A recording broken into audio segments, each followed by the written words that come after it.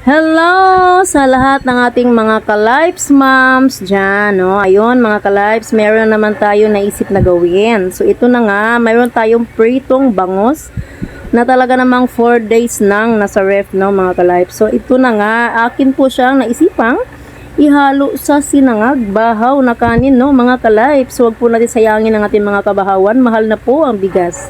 So, ito na nga, magigisa tayo ng sibuyas bawang. Ilunod ang ating hinimay-himay na pritong bangus. Ayun, ayun mga ka-lives.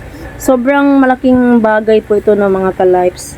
Dahil lalo na sa panahon ngayon ay talaga namang kailangan nating maging resourceful sa lahat ng bagay sa ating buhay. Ayun. So sana makakatulong ito, no, mga ka-lives, yung mga kunting patips natin sa kusina. At lalong-lalo na, no, magpapasalamat at shout out nga din pala sa aking mga star sender, sa legit supporter ko dyan. Thank you po. At talagang lagi pong kayo nandyan sa aking mga top fan. Yung mga ka-lives natin na always na laging tinatanggap ang ating ibinibigay na top fan badges. Ayun. So ito na nga, nilunod na natin ang ating bahaw, kanin. So, ayun na nga, no, mga ka-lives.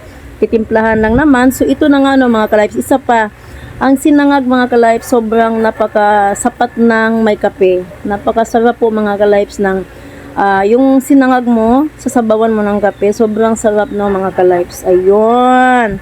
Ito lang naman ang aking patips for today's video. So, ayun. Thank you po sa lahat ng mga nandyan. Laging pasilip-silip sa mga aking videos, no. Thank you, mga ka-lives. Thank you.